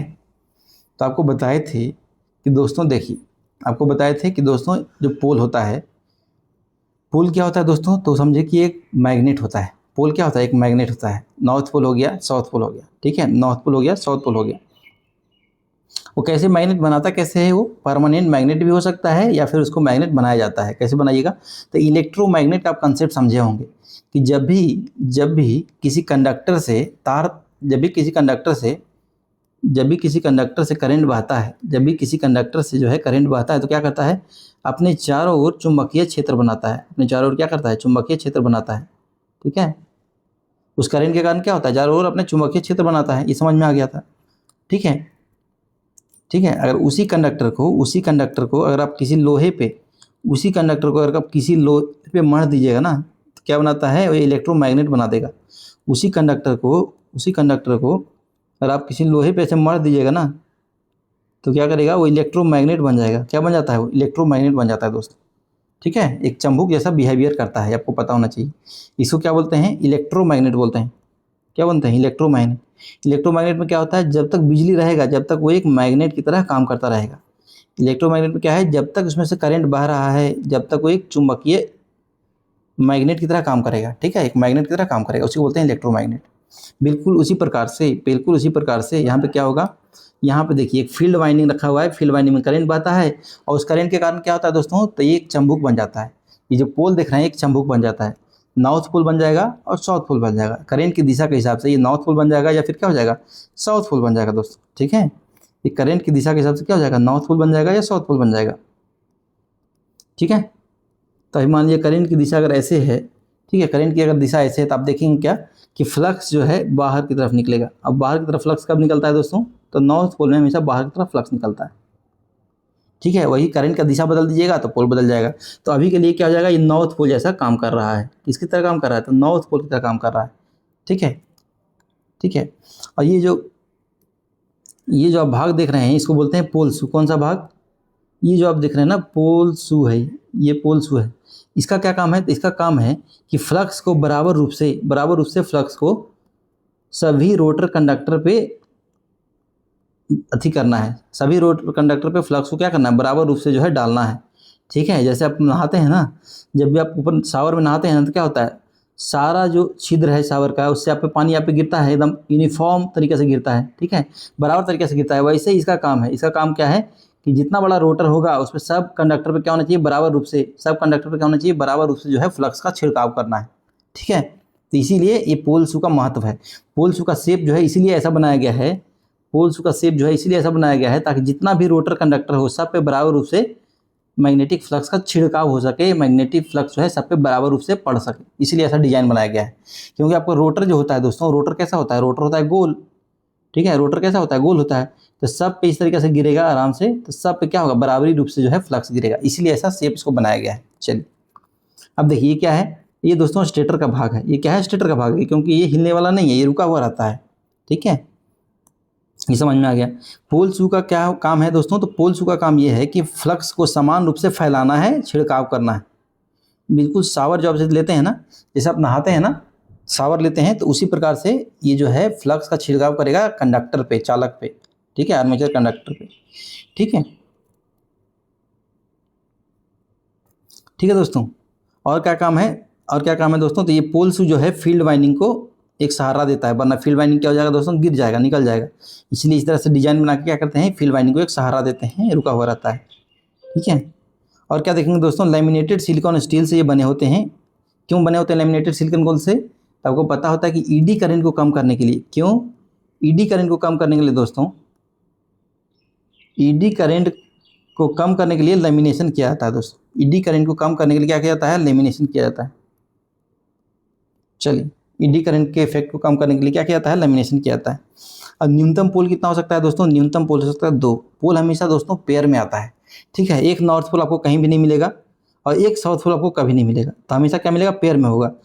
एक नॉर्थ पोल एक साउथ पोल होगा तो 2 हो गया, मिनिमम पोल कितना हो जाएगा, 2 हो जाएगा, ठीक है। आपको मिलेगा तो क्या होगा, अगर मिलना है ऐसे तो मिलेगा नॉर्थ साउथ इस प्रकार से मिलेगा, तो 4 मिलेगा, मतलब 2 के मल्टीपल में ही मिलेगा। 2 मिलेगा, 4 मिलेगा, 6 मिलेगा, 8 मिलेगा। कभी भी ऑड नंबर आपको नहीं मिलेगा पोल में, कभी भी आपको ऑड नंबर नहीं मिलेगा, क्योंकि हमेशा जो है पोल जो होते हैं दोनों एक साथ होते हैं, नॉर्थ पोल होगा, साउथ पोल होगा, ठीक है। जितना नॉर्थ पोल होगा उतना साउथ पोल होना कंपलसरी है। ठीक है दोस्तों, अब देखिए किस प्रकार से जो होता है पोल होता है। ये देखिए दोस्तों, योक हो गया, योक से इस प्रकार से जुड़ा हुआ रहता है, योक से इस प्रकार से जो है ये लोग जुड़े हुए रहते हैं, यह ठीक है। ये वाला जो भाग आप देख रहे हैं इसको बोलते हैं पोल शू, ठीक है, पोल शू बोलते हैं। अब देखेंगे तो किस प्रकार से होता है, देखिए ठीक है, इस प्रकार से पोल शू हो गया और उसमें कैसे तार लपेटा हुआ रहता है। देखिए फील्ड वाइंडिंग जो होता है दोस्तों ऐसे होता है, एक तरीके से अंदर तार जा रहा है, क्रॉस मतलब तार अंदर जा रहा है, और डॉट मतलब क्या हो रहा है, तार बाहर निकल रहा है। ठीक है, तो इधर से तार अंदर गया, ऐसे घूम करके क्या हुआ, बाहर निकल गया। तो इस तरीके से जो है करंट भी उसमें बहता है। ऐसे बहुत सारा तार इसमें गया, ठीक है, इस तरीके से बाहर निकला। तो इस तरीके से क्या होता है दोस्तों, करंट के दिशा पर आपको नॉर्थ पोल या साउथ पोल बनता है दोस्तों। क्या बनता है, नॉर्थ पोल और साउथ पोल करंट की दिशा पर बनता है। ठीक है, चलिए, तो इस तरीके से आपको बाइंडिंग जो है इस पर लपेटा हुआ रहता है। बाइंडिंग कहाँ रहता है, तो यहाँ पर जैसे लपेटा हुआ रहता है बाइंडिंग, जैसा आपको दिखाया गया है। और अब देख रहे हैं कोर कैसा है, तो लेमिनेटेड है, मतलब सीट सीट में आता है आपका। ठीक है, 1 प्लेट 2 प्लेट 4 प्लेट इस करके क्या किया था, सबको चिपकाया जाता है। जैसा आप देखे थे ट्रांसफार्मर में, बिल्कुल उसी प्रकार से यहाँ पे देखिए इस प्रकार से होता है। ठीक है, तो उम्मीद करता हूँ समझ में आ गया होगा। अब बात कर लेते हैं दोस्तों फील्ड वाइंडिंग के बारे में। फील्ड वाइंडिंग के बारे में बात कर लेते हैं। आपको पता है कि फील्ड वाइंडिंग कहाँ पे होता है, तो फील्ड वाइंडिंग दोस्तों जो है पोल के किनारे किनारे होता है। पोल के किनारे किनारे होता है। देखिए ये पोल हो गया, ये फील्ड वाइंडिंग हो गया दोस्तों। ये क्या हो गया, फील्ड वाइंडिंग हो गया साथ में। ठीक है, एक में करंट घुसेगा, एक से करंट क्या होगा, निकलेगा। ये किस पे निर्भर करेगा, किस में करंट घुसेगा और किस में करंट निकलेगा।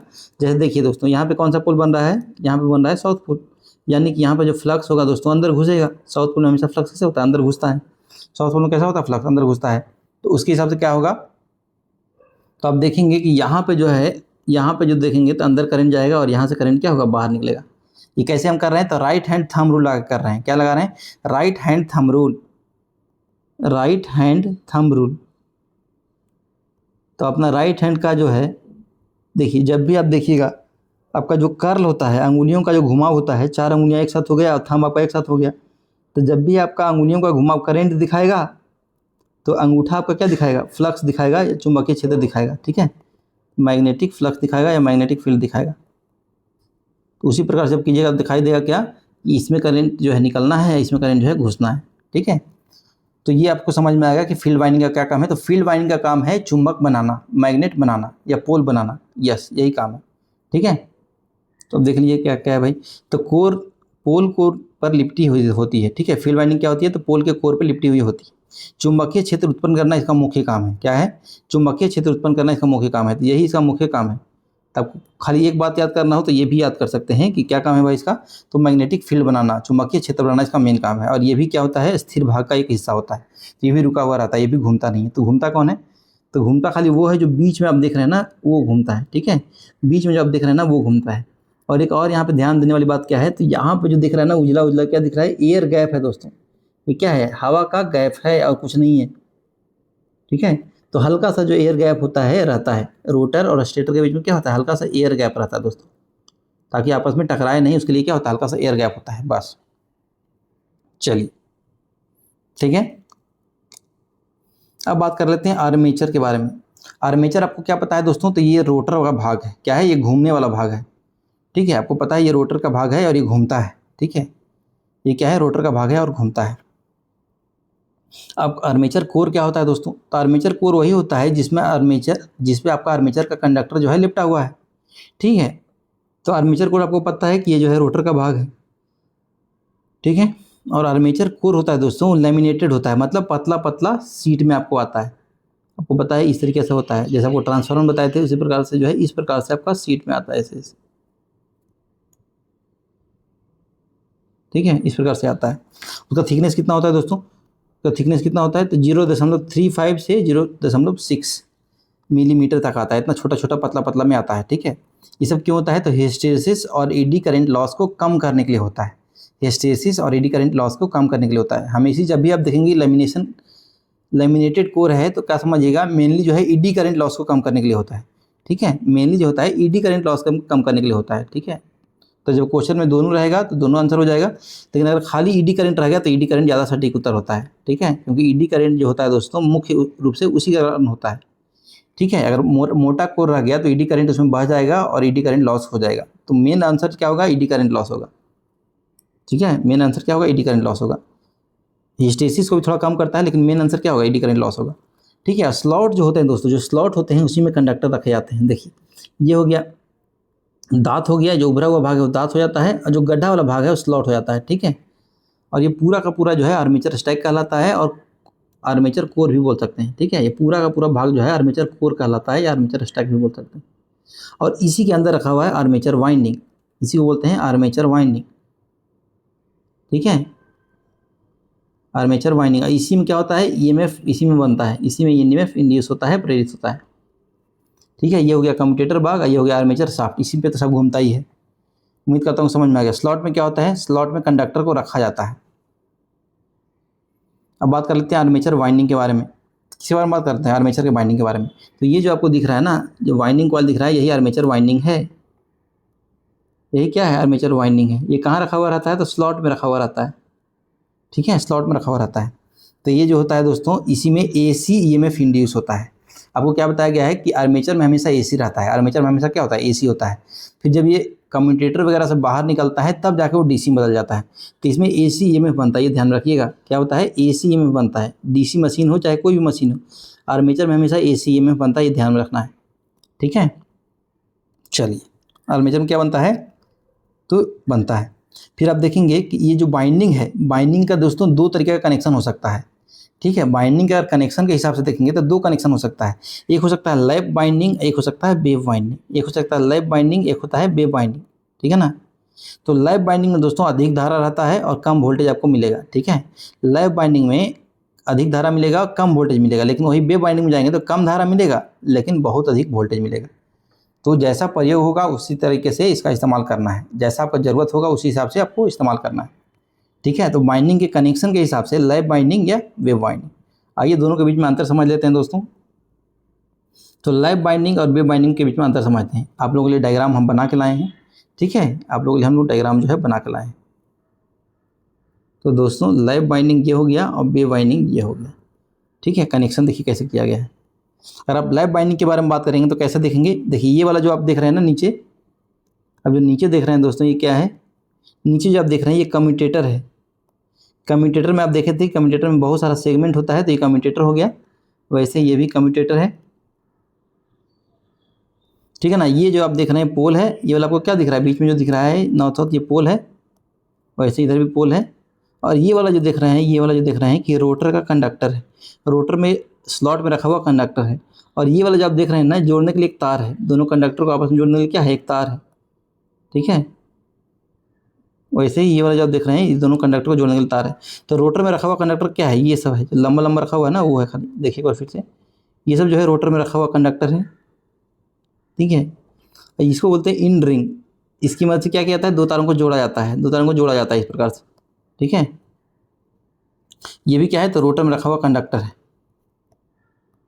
ये जो है इन रिंग है, इसकी मदद से तार को जोड़ा जाता है। चलिए अब देखिए, अगर आप लैप बाइंडिंग के बारे में बात करेंगे तो कैसे कनेक्शन होगा, देखिए इस तरीके से कनेक्शन होगा। ये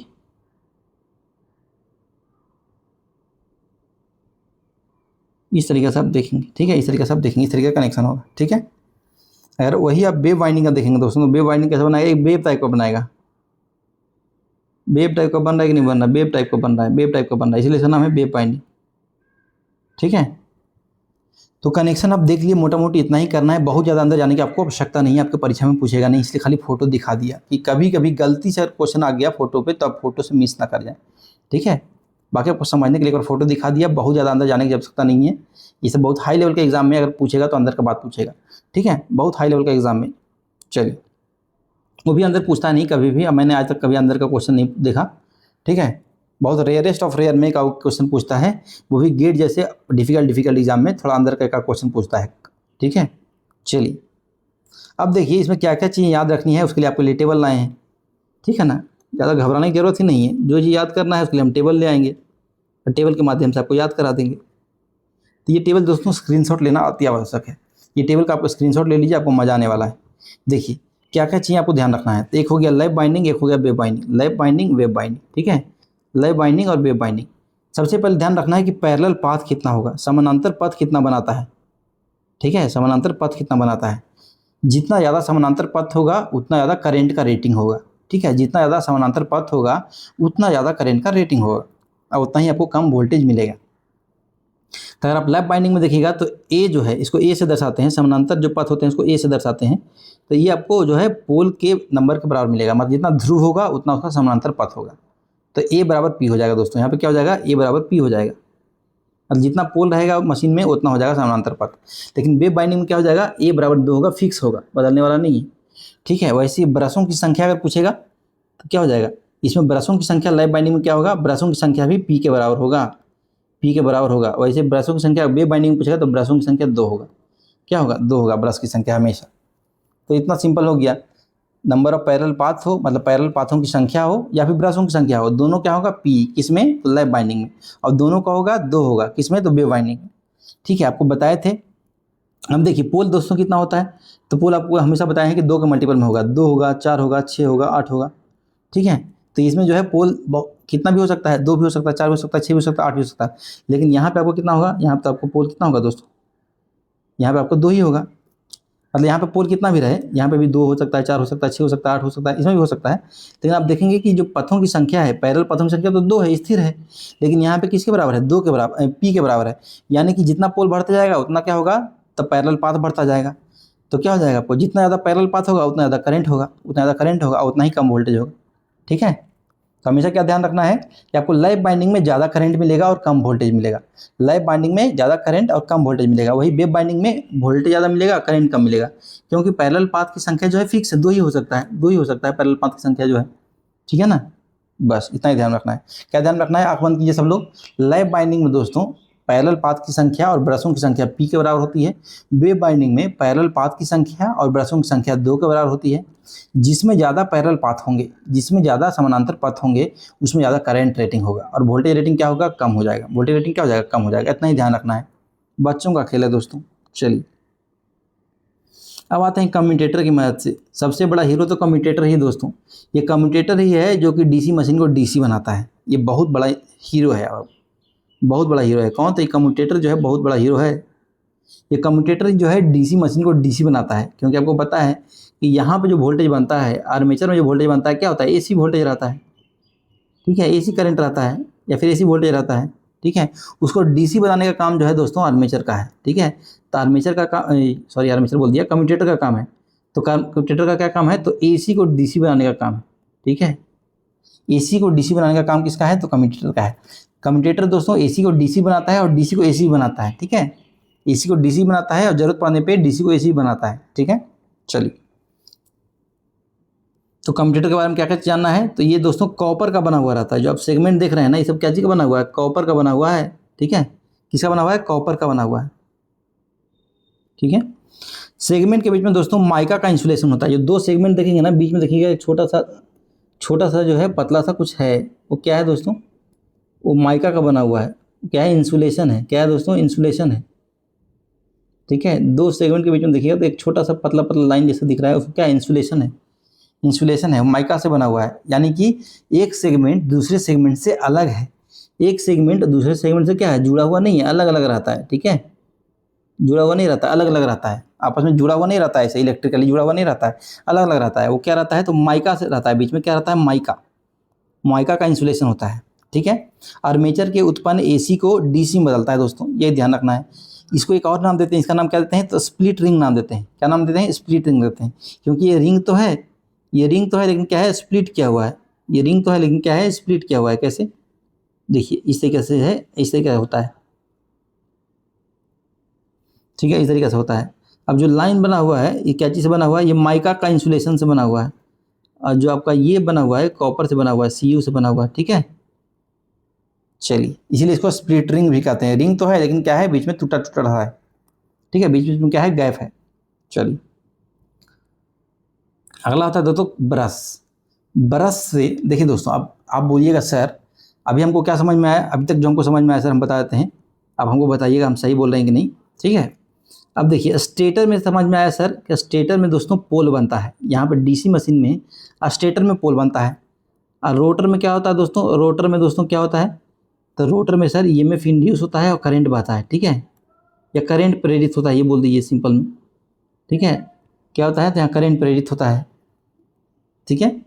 अब सर ये बताइए कि रोटर तो घूम रहा है, तो इस करंट जो बना है या फिर वोल्टेज जो बना है, ठीक है, उसको हम बाहरी लोड से कैसे जोड़ेंगे। हमारे घर में टीवी रखा हुआ है, फ्रिज रखा हुआ है, इसे कैसे जोड़ेंगे, कैसे, वो तो घूम रहा है ना, वो कैसे जोड़िएगा। तभी आता है काम आपका ब्रश का, ठीक है। तभी आपका काम आता है किसका, ब्रश का। देखिए आपको ये पता है जो कम्यूटेटर भी क्या है, घूमने वाला भाग है, मतलब ये ऐसे घूम रहा है, ठीक है, इधर से घूम रहा है लगातार, जो है क्या है, घूम रहा है, घूम रहा है, ठीक है, लगातार क्या कर रहा है, घूम रहा है, घूम रहा है, घूम रहा है, घूम रहा है, घूम रहा है, घूम रहा है। अब बोलिए बाहरी से कैसे जोड़िएगा, तो एक ब्रश रहता है, ठीक है, एक ब्रश इधर हो गया, एक ब्रश इधर हो गया। ये ब्रश क्या होता है, हमेशा जुड़ा हुआ रहता है, एकदम स्प्रिंग की मदद से इसको दबाया हुआ रहता है, ठीक है। यहाँ पे स्प्रिंग लगा हुआ होता है, इसको क्या होता है, जोर से दबाया हुआ रहता है ब्रश को, ठीक है। स्प्रिंग की मदद से क्या होता है, जोर से एकदम दबाया हुआ रहता है, तो ब्रश हमेशा क्या रहता है, जुटा हुआ रहता है। और आप सुने होंगे ब्रश किससे बना होता है दोस्तों, कार्बन से बना होता है। आपको पता है कार्बन जो है, ग्रेफाइट जो है कार्बन में बहुत बढ़िया कंडक्टर। आप सुने होंगे कि पेंसिल जो है, पेंसिल का जो नीब होता है ना, उसको अगर आप गलती से स्विच में डाल दिए तो वो करंट मार सकता है। क्यों, क्योंकि वो जो है विद्युत का, इलेक्ट्रिसिटी का बढ़िया कंडक्टर होता है। तो वैसे ही यहाँ पे कार्बन का जो ब्रश है इलेक्ट्रिसिटी का बढ़िया कंडक्टर है। इसको जोर से स्प्रिंग की मदद से दबा के रखते हैं, ठीक है, इसको जोर से स्प्रिंग की मदद से क्या कर रखते हैं, दबा के रखते हैं इस प्रकार से। और हमेशा क्या होता है, इस जो भी करंट बनता है वो क्या होता है, इस स्प्रिंग की मदद से बाहर निकल जाता है, ठीक है। जो भी होता है जो करंट स्प्रिंग की मदद से जो है बाहर निकल जाता है, ठीक है। एक तरीके से करंट बाहर निकलता है और दूसरी तरीके से क्या होता है, करंट जो है अंदर जाता है। तो इस तरीके से जो करंट होता है ना, इसमें जो करंट होता है इस प्रकार से, तो इस प्रकार से होता है कि करंट निकल रहा है एक तरफ से ब्रश से और दूसरी तरफ से जो है करंट जो है वापस आ रहा है, ठीक है। इस तरीके से जो है कंप्लीट रास्ता बनाता है। तो उम्मीद करता हूँ कि समझ में आ गया होगा कि ब्रशों का क्या काम है। तो ब्रशों का काम क्या है, सबसे पहले तो जान लीजिए कि ब्रश जो है दोस्तों सामान्यतः कार्बन से बने होते हैं, ठीक है। ब्रश क्या होते हैं, कार्बन के ब्रश नरम होते हैं और सेल्फ लुब्रिकेटिंग होते हैं, मतलब खुद चिकनाहट प्रदान करते हैं। क्या करते हैं, खुद चिकनाहट प्रदान करते हैं। कार्बन ब्रशेस का दोस्तों तापमान गुणांक दोस्तों निगेटिव होता है, यानी कि क्या कहने का मतलब है, कार्बन ब्रशों का तापमान गुणांक निगेटिव होता है। इसका मतलब क्या है, इसका मतलब ये है कि जब तापमान बढ़ेगा तो इसका रेजिस्टेंस क्या होगा, घटेगा। तापमान बढ़ेगा तो इसका रेजिस्टेंस क्या होगा दोस्तों, घटेगा। यही इसका मतलब हुआ, ठीक है। तापमान बढ़ेगा तो इसका रेजिस्टेंस क्या होगा, घटेगा। चलिए, ब्रश और कम्यूटेटर दोस्तों डीसी धारा प्राप्त होती है, ठीक है। ब्रश और कम्यूटेटर दोनों की मदद से आपको डीसी धारा प्राप्त होता है, क्योंकि आपको आर्मेचर में तो एसी बनता है, लेकिन ब्रश और डीसी मदद से ही बाहर सर्किट में डीसी धारा आता है। लोड बढ़ने पर दोस्तों ब्रशों के जो वोल्टेज ड्रॉप होते हैं वो भी बढ़ जाते हैं, ठीक है। तो लोड जब बढ़ेगा तो ब्रशों के अक्रॉस जो वोल्टेज बनता है वो भी बढ़ जाता है और वोल्टेज क्या हो जाता है, लॉस हो जाता है थोड़ा सा, ठीक है। चलिए, अब ब्रशों के बारे में थोड़ा सा और जानते हैं दोस्तों। ब्रशेज जो होते हैं ना हमेशा MNA यानी कि मैग्नेटिकली न्यूट्रल एक्सिस पर होते हैं, ठीक है। MNA मतलब क्या होता है, मैग्नेटिक, M मतलब मैग्नेटिक, N मतलब न्यूट्रल, ये मतलब एक्सिस। ब्रश हमेशा मैग्नेटिकली न्यूट्रल एक्सिस पर रखा जाता है, ठीक है।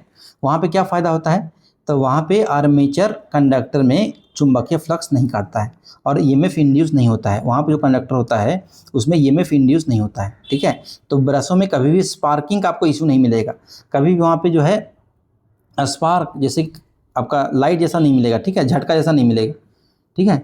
तो ब्रशों को इसीलिए कहाँ रखते हैं, तो MNA पे रखते हैं ताकि वहाँ पे स्पार्किंग, ठीक है। कहीं भी आप देखे होंगे कभी कभी मशीन चलता है तो स्पार्क सा होता है, ठीक है, हल्का सा आग सा दिखता है, तो वो आपको इशू नहीं मिलेगा। इसीलिए क्या करते हैं, ब्रश को हमेशा MNA पे रखते हैं, मैग्नेटिकली न्यूट्रल एक्सिस पे रखते हैं। ये भी बड़ा इंपॉर्टेंट बात है, ये भी क्वेश्चन भर भर के वो लोग पूछेंगे, ठीक है। यहाँ पे देख लीजिए, यहाँ पे जो है ब्रश को रखे हैं जहाँ पे कोई कंडक्टर होगा, लेकिन वहाँ पे कंडक्टर में कभी भी EMF इंड्यूस नहीं होता है, क्योंकि फ्लक्स जो है उस कंडक्टर को काटते ही नहीं, ठीक है। चलिए, समझ में आ गया। चलिए, तो ये आपका मैग्नेटिकली न्यूट्रल एक्सिस हो गया। ये हो गया आपका ज्योमेट्रिकली न्यूट्रल एक्सिस, ठीक है। Magnetically neutral axis, geometrically neutral axis, ठीक है। नो लोड पे जब रहता है तो दोनों सेम रहता है, लेकिन जैसे ही लोड आ जाता है ना, जैसे ही आपका लोड आ जाता है डीसी मशीन में, तो आपका जो है MNA बदल जाता है। ज्योमेट्रिकली न्यूट्रल एक्सिस तो यहीं पे होता है, ज्योमेट्रिकली न्यूट्रल एक्सिस जो है वो तो यहीं पे रहता है, हमेशा फिक्स है, वो तो यहीं पे रहेगा क्योंकि ज्योमेट्रिक दिख रहा है। लेकिन जैसे ही आपका करंट आ जाएगा ट्रांसफार्मर में, सॉरी, जब भी आपका करंट आ जाएगा मशीन में, तो क्या हो जाएगा, MNA जो है थोड़ा शिफ्ट हो जाएगा, इस तरीके से शिफ्ट हो जाएगा। दोनों के बीच में क्या होगा, थोड़ा सा कोण बनेगा, ठीक है। लेकिन चूंकि नो लोड पे है, तो क्या होता है, दोनों MNA और GNA जो होता है एक जगह पे होता है। लेकिन हमेशा मशीन किस पे रखना है, MNA पे रखना है, GNA पे नहीं रखना है, ठीक है। आज जो है MNA यहाँ पे भी है, कल को एम एन ए यहाँ पर भी हो सकता है, और इतना ही नहीं, एम एन ए जो है कल को इधर भी हो सकता है। ठीक है, तो एम एन ए जो है दोस्तों करंट पर निर्भर करता है, करंट के दिशा के हिसाब से एम एन ए जो है बदलते रहता है। तो अभी जब नो लोड पे है तो दोनों सेम जगह पर रहेगा, लेकिन जैसे ही लोडिंग होगा तो एम एन ए जो है जी एन ए से अलग हो जाएगा। ठीक है, तो ये बीच वाला जगह किसका है, जी एन ए का है, ज्योमेट्रिकली न्यूट्रल एक्सिस का। ठीक है, ज्योमेट्री के हिसाब से ये न्यूट्रल एक्सिस होना चाहिए, लेकिन करंट के हिसाब से क्या होता है, एम एन ए होता है। तो एम एन ए जो होता है कहीं पे भी हो सकता है, यहाँ पे भी हो सकता है, एम एन ए का एक जगह यहाँ पे भी है, एक जगह एम एन ए यहाँ बीच में भी हो सकता है, और एम एन ए इधर भी हो सकता है। ठीक है, चलिए हमेशा ब्रश को एम एन ए पर रखना है, ध्यान में रखना है। ठीक है, तो क्या होता है दोस्तों, ब्रशों को हमेशा एम एन ए पर रखा जाता है, यानी कि चुंबकीय उदासीन अक्ष पर रखा जाता है। ठीक है, मैग्नेटिकली न्यूट्रल एक्सिस पर रखा जाता है। ब्रश का दोस्तों करंट डेंसिटी होता है 5 एम्पियर पर सेंटीमीटर स्क्वायर होता है दोस्तों।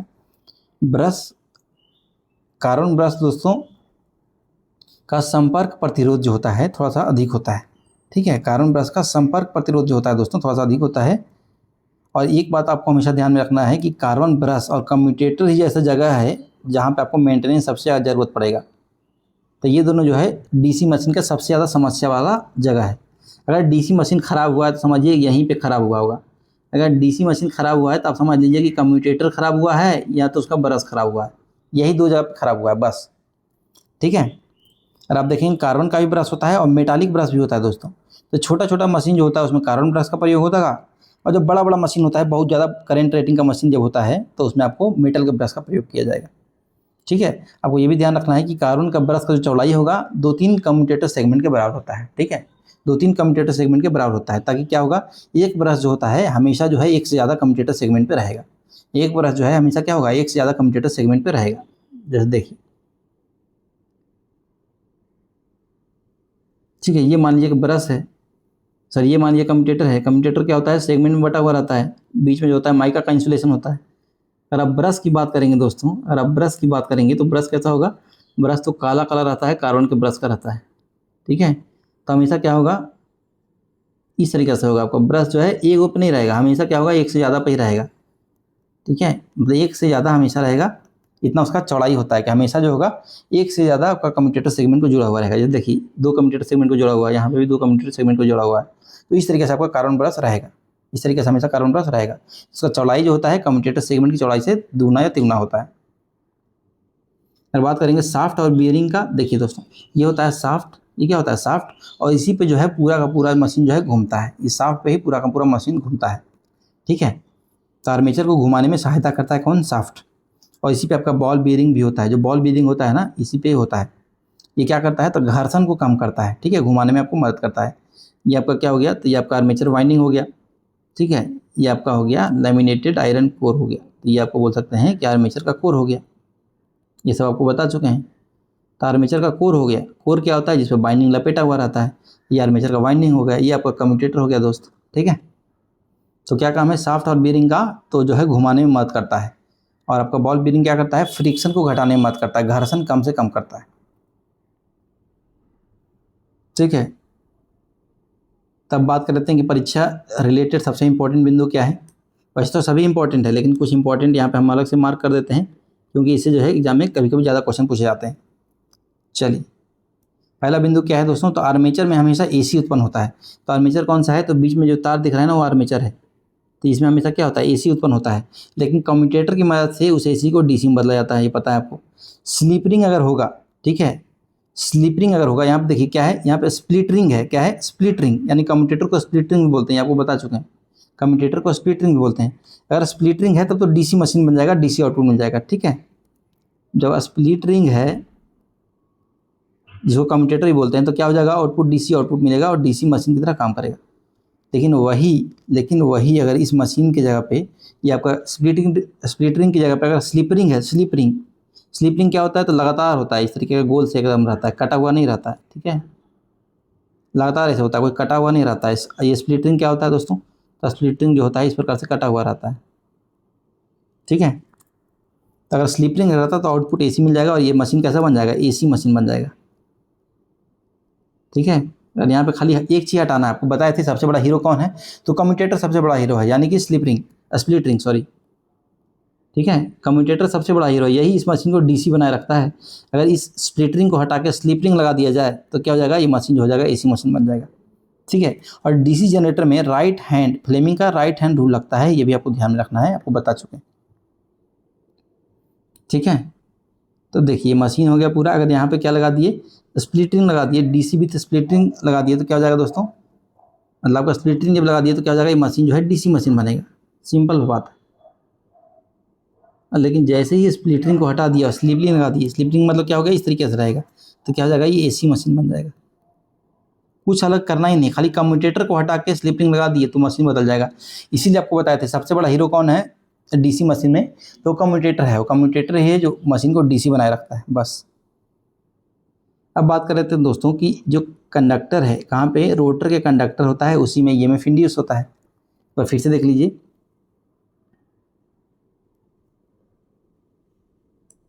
दोस्तों आपको पता चल गया अभी तक कि रोटर का जो कंडक्टर होता है दोस्तों, उसी में रोटर का जो कंडक्टर होता है ना, रोटर का जो कंडक्टर होता है दोस्तों, रोटर का जो कंडक्टर होता है उसी में आपका जो है, एक मिनट,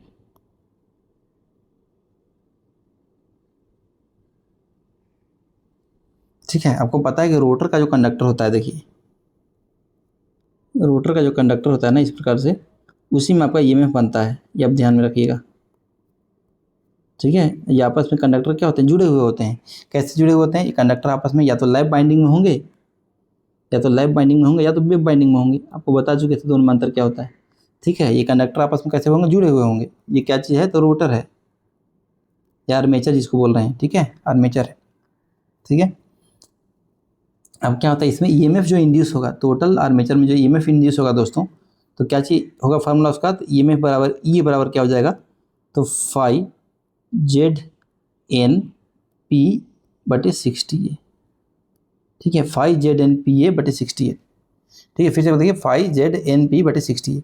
अब यहाँ पे एक एक चीज़ को समझिए, आपको बताए थे फाई क्या हो जाएगा, फ्लक्स, तो फ्लक्स पर्पल हो जाएगा। एफ जो फाई दिया है ना, यहाँ पे क्या हो जाएगा, फ्लक्स पर्पल हो जाएगा, मतलब एक पोल से कितना फ्लक्स निकल रहा है या घुस रहा है, वही आपका फाई हो जाएगा। ठीक है, तो प्रति पोल जो है फ्लक्स आपका हो जाएगा वेबर में, क्या चीज़ हो जाएगा, वेबर में।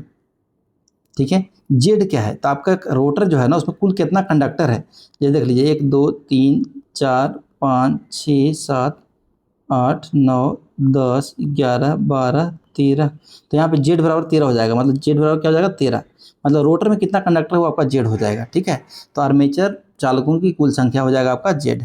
एन क्या हो जाएगा, तो आपको पता है ये रोटर क्या होता है, घूमता है, ये रोटर घूमता है, तो जितना गति से घूमता है, अगर आरपीएम में निकालेंगे तो एन हो जाएगा। ठीक है, आरपीएम में कितना गति से घूमता है, तो एन क्या हो जाएगा, आर्मेचर की घूर्णन गति, लेकिन आरपीएम में रिवोल्यूशन पर मिनट, मतलब 1 मिनट में कितना गोल गोल घूमता है। ठीक है, उसमें हो जाएगा। ठीक है, तो एन क्या हो जाएगा, आरपीएम में हो जाएगा आपका रोटर की गति। पी क्या हो जाएगा, तो पोलों की संख्या हो जाएगा दोस्तों, और ए क्या हो जाएगा, तो आर्मेचर बाइंडिंग में समानांतर पथों की संख्या, क्या हो जाएगा ये, तो आर्मेचर बाइंडिंग में समानांतर पथों की संख्या। उम्मीद करता हूँ समझ में आ गया होगा। ठीक है, उम्मीद करता हूँ समझ में आ गया होगा। तो ईएमएफ का फार्मूला के बाद क्या याद रखेंगे, तो ईएमएफ का फार्मूला क्या याद रखेंगे, तो 5 ZNP बटे 60A, क्या हो जाएगा, 5 ZNP बटे 60A। ठीक है, तो यहाँ पे क्या ध्यान रखना है दोस्तों, तो ये फार्मूला आपको ध्यान रखना है। ठीक है, तो यहाँ पे जो सब कुछ आपको याद करने की ज़रूरत है, क्या याद करने की ज़रूरत है, तो पहले आपको एन हमेशा ध्यान रखना है कि आरपीएम में होगा, जो एन है आरपीएम में होने वाला है, ये बात ध्यान रखना है। ये क्या है, आर्मेचर वाइंडिंग में समानांतर पथों की संख्या है। अगर ये लैप बाइंडिंग बोल देंगे तो क्या हो जाएगा, ए बराबर हो जाएगा पोलों की संख्या के बराबर हो जाएगा। अगर ये वेव बाइंडिंग हो जाएगा तो ए बराबर क्या हो जाएगा दोस्तों, तो 2 हो जाएगा। यही आपको ध्यान में रखना है बस। ठीक है, ये आपको ध्यान में रखना है बस। ठीक है, एन हमेशा आरपीएम में होगा, इस बात को कभी भी नहीं भूलना है। ठीक है, चलिए आपको बता ही चुके हैं लैप बाइंडिंग और वेव बाइंडिंग में क्या अंतर है, वही यहाँ से फिर से डाल दिया गया है। ठीक है, अब एक नोट बिंदु देख लेते हैं दोस्तों कि डीसी जनरेटर की घूरने की दिशा अगर बदल दिया जाएगा तो करंट जो उत्पन्न होगा उसकी दिशा भी क्या हो जाएगा, पलट जाएगा।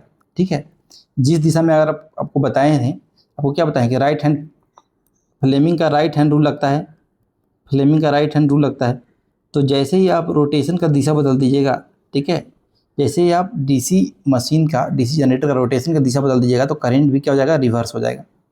ठीक है। और एक और बात ध्यान रखना है कि डीसी मोटर और डीसी जनरेटर जो होता है दोस्तों, डीसी मोटर और डीसी जनरेटर क्या होता है, तो बिल्कुल सेम होता है, बिल्कुल सेम कंस्ट्रक्शन होता है, बनावट जो होता है बिल्कुल सेम होता है। तो आप एक मोटर को डीसी की तरह इस्तेमाल कर सकते हैं, सॉरी, एक मोटर को जनरेटर की तरह इस्तेमाल कर सकते हैं और एक जनरेटर को मोटर की तरह इस्तेमाल कर सकते हैं, ठीक है। क्यों? क्योंकि वो लोग जो होता है बनावट बिल्कुल सेम होता है, बनावट क्या होता है, बिल्कुल सेम होता है। तो एक मोटर को जनरेटर की तरह इस्तेमाल कर सकते हैं और एक जनरेटर को मोटर की तरह इस्तेमाल कर सकते हैं, किसमें, डीसी मशीन में, किसमें, तो डीसी मशीन में। खाली आपको कनेक्शन जो है थोड़ा सा बदलना पड़ेगा, बाकी आपको पूरा का पूरा सेम होता है। बाकी क्या होता है, पूरा का पूरा सेम होता है। तो एक डीसी मोटर डीसी जनरेटर बन सकता है, एक डीसी जनरेटर जो है डीसी मोटर बन सकता है, खाली कनेक्शन को चेंज करना है हल्का सा, ठीक है। चलिए, उम्मीद करता हूँ कि सबको समझ में आया होगा। आज की क्लास बेहद लोकप्रिय रही आप लोगों के लिए, बहुत मजा आया होगा आपको। अब कमेंट करके जरूर बताइएगा दोस्तों, आपका कमेंट पढ़ के मैं बहुत खुश हो जाता हूँ, बहुत प्रफुल्लित हो जाता हूँ। तो इस वीडियो को देखने के लिए धन्यवाद दोस्तों, इस वीडियो को देखने के लिए धन्यवाद आप लोगों को। बाकी इस चैनल का नाम आप याद रखें, नालंदा गुरुकुल नाम है इस चैनल का। और यहाँ पे आपको पूरा का पूरा इलेक्ट्रीशियन का कोर्स बिल्कुल फ्री में मिलने वाला है, ठीक है। तो नालंदा गुरुकुल यूट्यूब चैनल है, इस चैनल को सब्सक्राइब कर दीजिए। अगर आपको ये वीडियो पसंद आता है तो वीडियो को लाइक कर दीजिए, क्योंकि अगर आप ये वीडियो को लाइक करते हैं तो ये वीडियो जो है ज़्यादा से ज़्यादा लोगों के पास पहुंचता है और उनकी मदद होती है।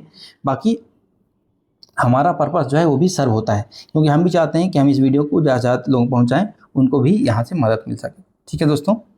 ठीक है दोस्तों, तो ख्याल रखिए अपना। बाकी इस चैनल को सब्सक्राइब करना मत भूलिएगा। इसी तरह का कंटेंट आपको रेगुलरली मिलता रहेगा। बाकी अगर कोई भी पार्ट आपको समझ में ना हो तो कमेंट करके बताइएगा, कुछ भी अच्छा भी लगा हो तो आप कमेंट करके बताइएगा, हमको पढ़ के बेहद खुशी होती है। धन्यवाद दोस्तों, मिलते हैं अगले लेक्चर में। अगले लेक्चर में दोस्तों प्रैक्टिस करवाया जाएगा, पूरा पूरा क्वेश्चन प्रैक्टिस होगा। चूँकि ये लेक्चर जो है पहले से ये घंटे का हो चुका है, 1 घंटा 20 मिनट के आसपास का हो चुका है, तो हम नहीं चाहेंगे इस लेक्चर में जो है ज़्यादा से ज़्यादा आपको कंटेंट को दिया जाए। जस्ट अगला लेक्चर जो आएगा उसमें पूरा का पूरा प्रैक्टिस कराया जाएगा, उसमें पूरा ध्यान होगा प्रैक्टिस पे।